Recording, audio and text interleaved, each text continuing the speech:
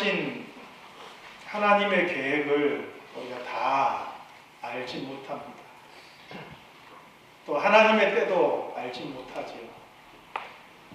그걸 알면은 우리가 불안하지 않을 겁니다. 알지 못하니까 우리가 하나님을 믿거라 하면서도 불안하기도 하고 두렵기도 한 것이죠. 더군다나 우리는 내일 일을 알지 못해요. 내일 일이 내일 일까지는 아니어도 5초 후에 일어날 일도 알지를 못합니다. 우리가 5초 후에 일어날 일을 안다면요, 교통사고가 안 일어날 거예요. 전쟁에 나가도 총 맞아 죽을 일이 없을 거예요. 5초 후의 일도 모르기 때문에 사고도 나고 총도 맞고 그럴 거예요. 그래서 우리가 알지 못하는 미래는 늘 불안한 것이고 우리에게 두려움의 대상이 될 수 있는 것이죠. 그러나 우리가 하나님의 선하심을 믿는다면 우리를 향하신 하나님의 때는 우리에게 가장 좋은 때가 되는 줄을 믿습니다. 우리를 향하신 하나님의 선하심을 믿는다면 우리를 향하신 하나님의 계획은 우리에게 가장 최선이고 가장 아름다운 것임을 믿습니다. 요셉은 어린 시절부터 하나님께서 그에게 주신 꿈이 있었어요. 아무런 문제 없이 당장에 그 꿈이 이루어지면 얼마나 좋았겠습니까? 그런데 요셉에게는 시련이 다가옵니다. 형제들에 의해서 애굽의 노예로 팔리게 되지요. 낙심할 수밖에 없는 상황이에요. 그가 애굽에서 노예로 있으면서 여전히 그 꿈이 이루어지기를 그 마음속에 품고 기대했다. 참 쉽지 않은 일이에요. 순간순간 그런 꿈이 사라지고 낙심할 때도 있고 좌절할 때도 있지 않았을까 생각을 해봅니다. 그렇지만 그 속에서도 하나님께서는 요셉과 함께 해주셨습니다.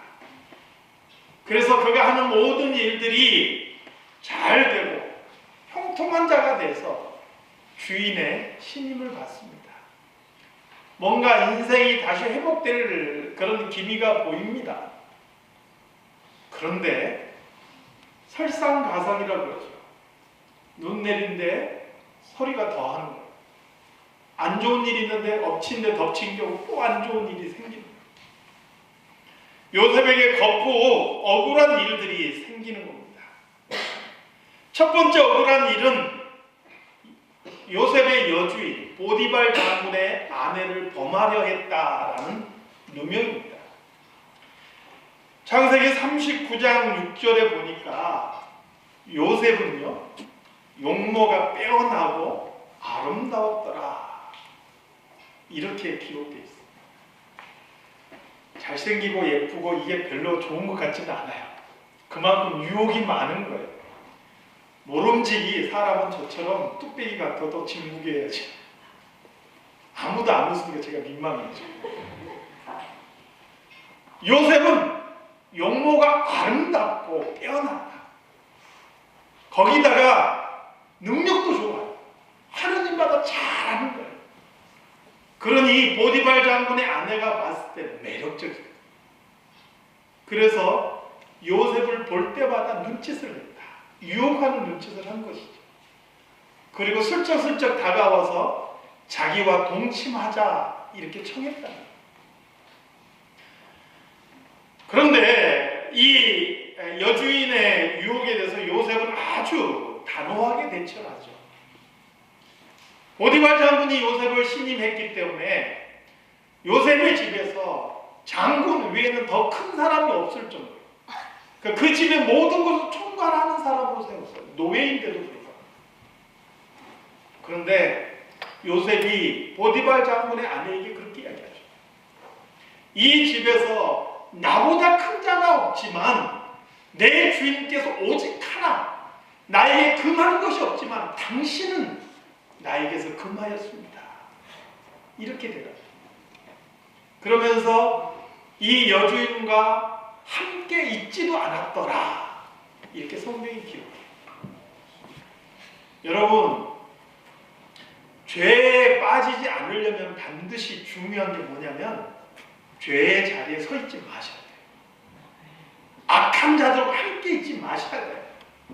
죄의 유혹을 받는 자리에 서 있으면 안 된다라는 거예요. 내가 연탄집에 가서 놀면서 연탄이 묻지 않으리라 기대하는 잘못이에요.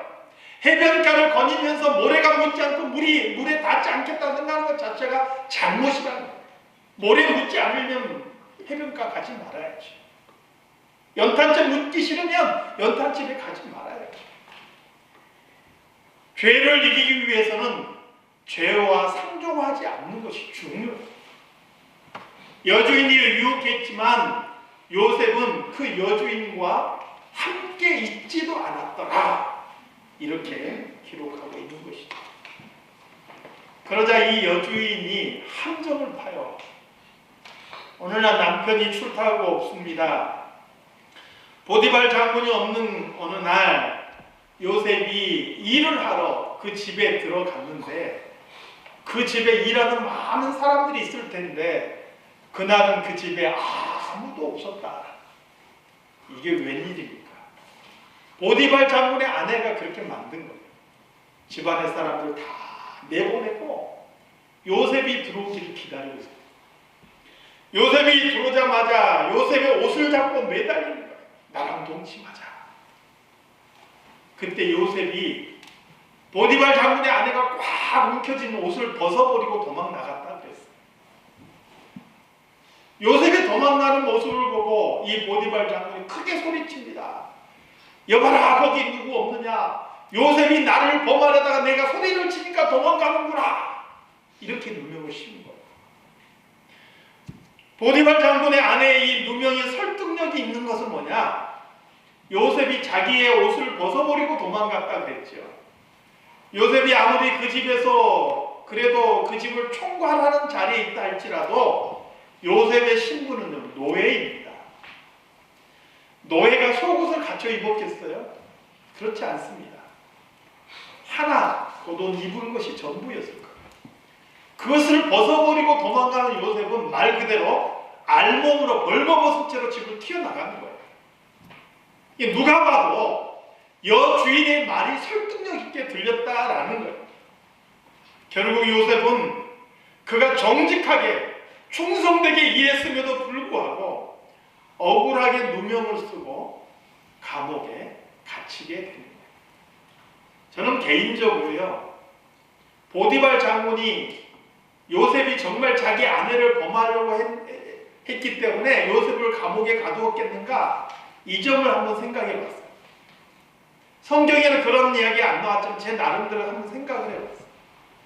보디발 장군은요, 요셉을 감옥에 가두기는 했지만 요셉의 무죄를 믿었던 것 같아요. 왜요? 일개 노예가 내 아내를 범하려고 했음에도 불구하고 그 노예를 죽이지 않고 감옥에 가뒀어요. 그것도 노예인데도 불구하고요, 왕의 죄수를 가두는 그 왕궁 감옥에 가뒀다라는 거예요. 그러니 보디발 장군이 자기 아내의 체면과 자기의 체면 때문에 요셉을 가두기는 했지만 그는 요셉의 무죄를 알고 있었다라고 보여지는 거예요. 아무튼 간에 요셉은 노예로 살아가는 것도 억울한데 거기에 더해서 누명을 쓰고 감옥에도 갇히게 됐다. 두 번째 요셉이 억울한 일이 있습니다. 감옥에 있는 요셉, 낭중지추라 그러죠. 뾰족한 송곳은 아무리 주머니 속에 넣어놔도 튀어나오게 돼 있어요. 아무리 노예여도, 아무리 죄수의 신분이어도요, 잘난 사람은 튀게 돼 있다. 감옥에 있는 요셉, 간수장이 가만히 지켜보니까 똑똑하고 하는 일도 잘하고 무엇이든지 요셉이 하면 어김없는 거예요. 그래서 성경에 보니까 하나님께서 간수장에게 은혜를 입게 하셨다. 그리고 하나님께서 요셉과 함께 하심으로 요셉이 형통한 자가 되었다. 보디발 장군의 진소와 똑같은 그런 일들이 일어나게 되는 거예요. 그래서 간수장이 감옥에 있는 모든 일들을 다 요셉의 손에 맡겨놓고 요셉이 처리한 일은 두 번 다시 돌아보지 않았다. 그만큼 쉬를 했다. 이렇게 기록하고 있습니다. 그러던 차에 무슨 일이 생기느냐? 왕 밑에서 왕의 술을 맡은 자와 떡을 맡은 자, 관원 두 사람이 죄를 지어서 감옥에 갇혔는데 마침 요셉이 있는 그 감옥에 오게 됐다라는 거예요. 성경에 보니까요, 하나님께서 그렇게 하셨다라고 기록되어 있지 않음에도 불구하고 마침 맞게 어떻게 이루어지는 일들, 마침 맞게 이루어지는 만남들이 곳곳에 있는 것을 보게 돼요. 보아스와 룻의 만남이 그래요. 또 에스더와 또 아수에로 왕 사이에 그런 만남들도 그런 요소들이 있어요. 정말 그 미묘한 타이밍에 하나님께서 절묘하게 만남을 이루어 가시는 것을 보게 돼요. 그런데 성경에서 하나님의 이름을 언급하고 있지 않아요. 그럼에도 불구하고 하나님께서 이렇게 이끌어 가시는구나, 우리가 느끼게끔 기록되어 있는. 오늘 이 두 관원도 감옥에서 평소에는 만날 일이 없는 사람들이에요. 그 깊은 감옥 속에서 만났다. 그리고 특별히 요셉이 그들의 꿈을 해몽해주고 그 중에서 길몽으로 해몽해준 술 맡은 그 사람에게 요셉이 자기의 형편을 하소연하고 청혼을 하게 돼요. 나는 이곳에 갇힐 잘못한 사람이 아닙니다. 만약에 당신이 다시 복직이 되어서 당신이 바로 앞에서 섬기게 되면 그때 나를 기억해 주십시오. 감옥에서 절박한 상황에 있던 이 술 맡은 관원이 요셉이 그렇게 부탁했을 때 까짓것 내가 잘 되면 내가 기억해 줄게, 이렇게 약속 안 했겠어요? 그런 약속을 해놓고 요셉이 얼마나 내가 이 누명을 벗고 이 감옥에서 나가겠구나, 얼마나 기대했겠어요. 그런데 성경에 보니까요, 요셉이 꿈을 해몽해 준 대로 술 맡은 관원장이 3일 후에 그 모든 직위가 복직이 됐어요. 다시 여전히 왕 앞에 섬기게 됐어요. 문제는 술 맡은 관원이 요셉을 잊어버렸다는 거예요. 그 후로 2년 동안 요셉이 계속해서 감옥살이를 하게 되었다는 것입니다. 저는 요셉의 일생을 보면서 요셉이 가장 좌절했던 순간이 어디일까요? 형제들이 요셉을 판 순간이었을까? 억울한 누명을 쓰고 감옥에 들어갔을 때일까? 다 억울한 상황이고 가장 힘들고 좌절된 순간이었겠죠. 그런데 제 개인적으로 가장 힘들었을 때가 바로 이때가 아닐까 생각해요. 내 억울함을 풀고 내가 감옥에서 나갈 수 있겠다, 저 사람이 나를 도와주면 나갈 수 있겠다라는 희망을 갖게 됐는데 그 희망이 깨어지고 사라지는 순간 사람은 무너지게 돼 있어요. 그러니까 요셉이 이 술 맡은 관원장 때문에 내가 나가게 되겠구나라고 기대했지만 술 맡은 관원장은 요셉을 잊어버렸다는 거예요. 얼마나 낙심하고 얼마나 좌절하고 한편에서 얼마나 그 마음에 억울하고 분했을까, 이런 생각을 해보는 거죠. 그리고 2년 후가 지난 때가 바로 오늘 본문인 거예요. 그 술 맡은 관원장 사건이 있은 후 2년이 지나서 오늘 본문이 시작되는 거죠. 애굽의 왕 바로가 꿈을 꾸었습니다. 나일 강가에 꿈속에서 나일 강가에 서 있는데 어디서인지 아주 토실토실하고 정말 보기에 좋은 살찐 암소 7마리가 나와서 풀을 뜯는다. 그런데 갑자기 흉하고 파리하게 빼빼 마른 7마리 암소가 나타나더니 그 살진 7 암소를 꼭꼭 삼켜버립니다. 얼마나 놀랐는지 왕이 잠이 깨었다가 다시 잠이 들었는데 이번에는 아주 토실토실하고 정말 그 무성한 보기에 좋은 7 이삭이 싹 나오는 거예요. 그런데 동풍에 마르고 바짝 마르고 볼품없는 7 이삭 줄기가 나타나더니 이 보기에 무성하고 좋은 토실토실한 이 7 이삭 줄기를 그냥 또 삼켜버립니다. 왕이 꿈을 깼는데 그 꿈을 그냥 개꿈이라고 잊어버릴 수가 없는 거예요. 왜 그러냐면요, 애굽이라는 나라에서 나일강은요 굉장히 특별한 의미를 가지고 있습니다. 나일강은 이집트의 젖줄이라 그러죠. 나일강이 없으면 이집트도 존재하지 않는 거예요. 나일강이 있기 때문에 이집트가 있는 것이고 이집트의 번영과 풍요가 있는 거예요.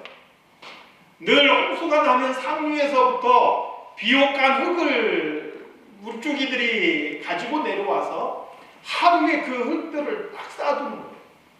그리고 물이 빠진 다음에 그곳에다 농사를 지으면 풍년이 드는 거예요. 나일강의 물이 범람하지 않고 홍수가 지지 않으면 이집트에는 흉년이 내립니다. 그래서 나일강이 어떤 상태이냐, 이게 굉장히 민감한 문제고요. 그래서 왕은 직접 자기 밑에 기구를 두어서 매일같이 나일강의 수위를 측정해서 보고하는 그런 기관을 두었을 정도. 나일강은 단순한 강이 아니라 애굽에서, 이집트에서 하나의 신이었던 거예요. 그런데 왕의 꿈에 나일강가에서 나일강과 관련된 꿈을 거푸 2번을 꿨단 말이에요. 이건 분명히 나라의 운명과 관련된 중요한 꿈이다, 이렇게 직감합니다. 그래서 애굽의 모든 정술가와 정말 지혜롭다고 하는 현인들을 다 불러모읍니다. 그리고 그의 꿈을 이야기해주고 이 꿈의 내용이 무엇인지 해몽할 것을 요청하다. 성경에 보니까요, 애굽의 그 어떤 사람도, 애굽의 그 어떤 점술가나 현인도 아무도 그 꿈의 내용을 해몽하지 못했다, 이렇게 기록하고 있습니다. 자, 여러분, 술 맡은 관원은요 왕의 가장 가까운 데서 왕을 모시고 있는 사람. 그러면 지금 왕이 꿈을 꾸었고 점술가와 현인들이 와서 그 꿈의 내용을 들었지만 해몽하지 못하고, 그래서 왕이 그 꿈 때문에 고민하고 번민하는 건 누구보다 가장 가까이서 지켜보는 사람이 술 맡은 관원. 그런 상황과 왕의 고민을 봤을 때 이 술 맡은 관원이 누구를 떠올렸을까요? 요셉을 떠올립니다. 2년이 지난 다음에 요셉을 떠올립니다. 왕이시여, 내가 나의 허물을 추억하였다. 여차저차해서 내가 감옥에 있을 때 꿈을 꿨는데 그때 요셉이라는 사람이 있는데 여차저차 해몽해줘서 그 꿈의 내용대로 내가 어느 날 이렇게 왕을 다시 모시게 되었나이다. 이렇게 고한 거죠. 왕이 명령을 내려서 요셉이 감옥에 있다가 급히 나와서 수염을 밀고 옷을 갈아입고 왕 앞에 서게 됐습니다. 바로가 묻습니다. 내가 듣지 아니 너는 꿈을 들으면 능히 푼다고 하더라. 그때 요셉이 왕에게 이야기하죠. 내가 아니라 하나님께서 바로에게 편안한 대답을 하시리이다. 저는 나도 이런 신앙이 될 수 있을까 생각할 때가 있어요. 인생의 가장 밑바닥에서 절망하고 좌절하고 정말 낙심할 수밖에 없는 그런 상황이 있으면서도 여전히 하나님을 향한 믿음을 붙잡고 있는 그런 요셉의 모습을 보는 거예요. 그리고 그 나라의 왕 앞에 서 있음에도 불구하고 왕이시여, 내가 아니라 하나님이십니다. 하나님께서 왕에게 편안한 대답을 주실 것입니다. 자기가 믿는 하나님을 나타내고 증거하는 요셉의 모습을 보는 것이죠.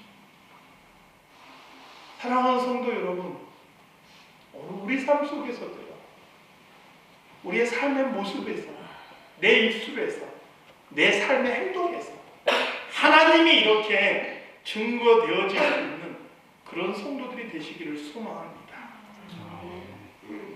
상황이 아무리 힘들고 어려워도 하나님을 향한 신앙을 붙잡고 왕 앞에서 자신이 아닌 하나님을 나타내는 요셉의 모습은 우리에게 많은 도전을 주는 것이죠.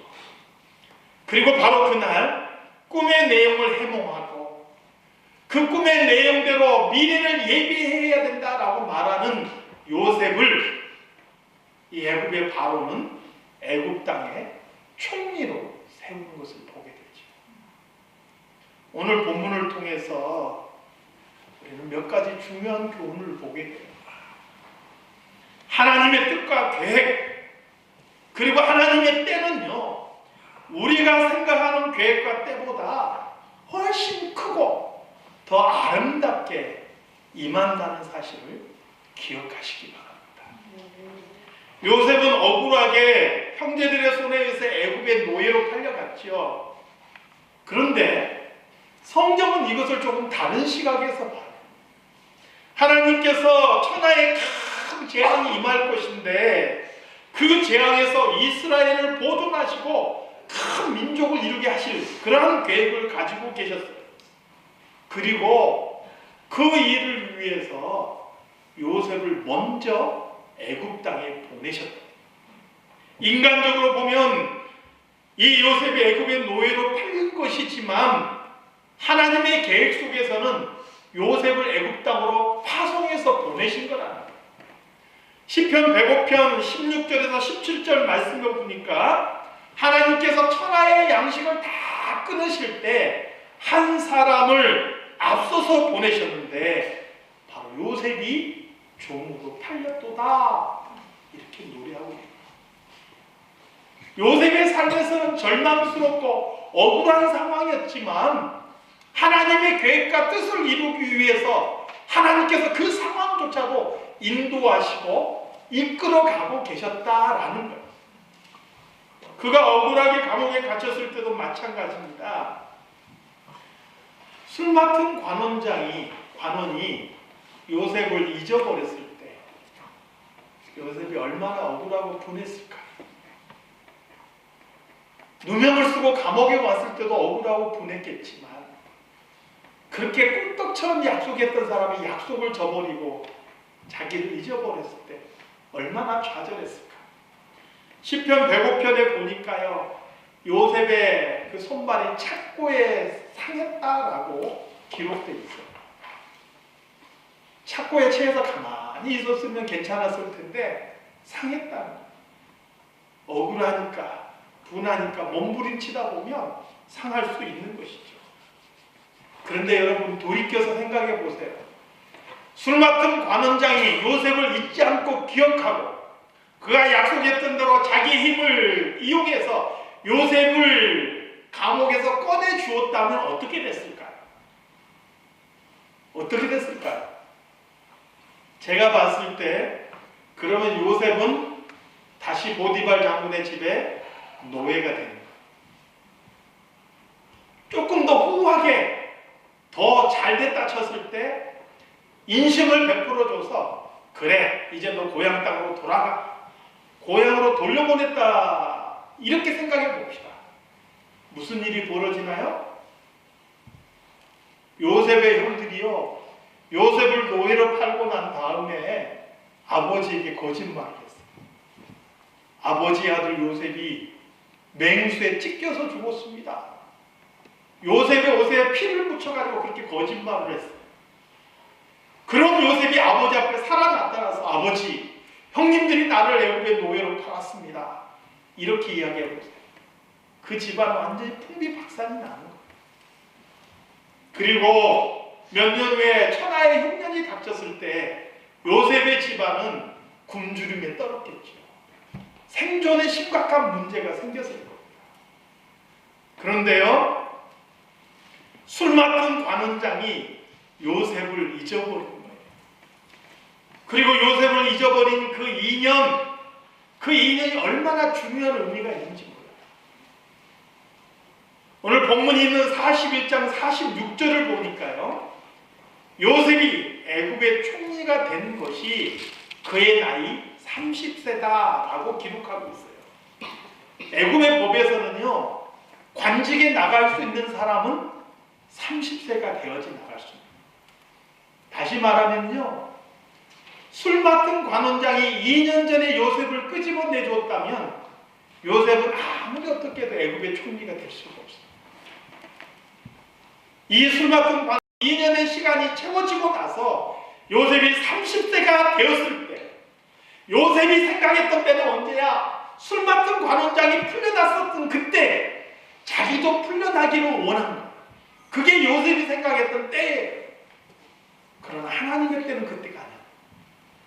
그로부터 2년이 흐른 후에 요셉이 30세가 되어서 애굽의 총리가 될 수 있을 그때 하나님께서 요셉을 풀려나게 하셨다. 요셉이 생각한 때하고 하나님이 생각하신 때하고는 너무나 큰 차이가 있는 것을 보게 되는 것이죠.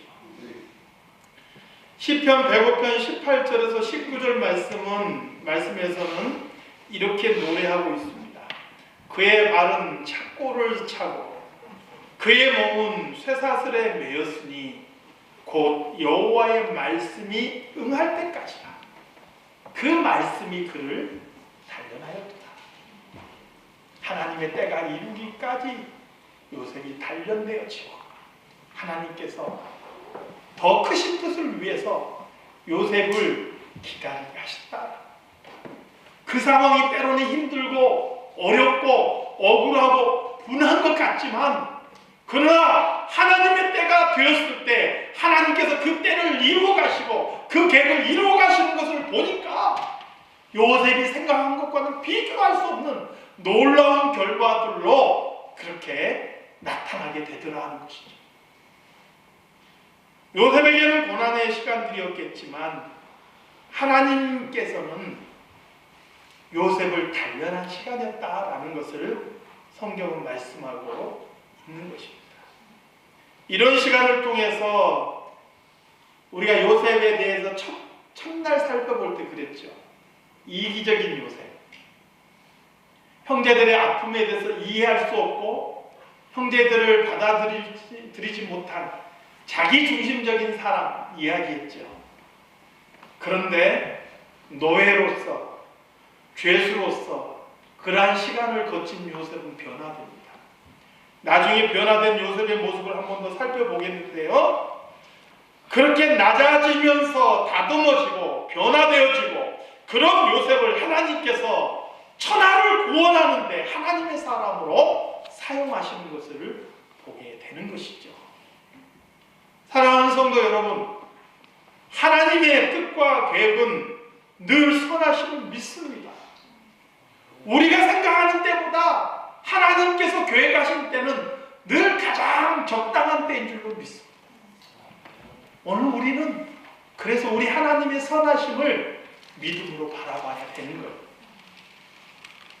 예레미야 29장 11절에서 13절 말씀, 너무나 유명한 말씀이죠. 나 여호와가 말하노라. 너희를 향한 나의 생각은 내가 아나니 재앙이 아니라 곧 평안이요 너희 장래에 소망을 주게 하는 생각이라. 너희는 내게 부르짖으며 와서 내게 기도하면 내가 들을 것이요 너희가 전심으로 나를 찾고 찾으면 할렐루야.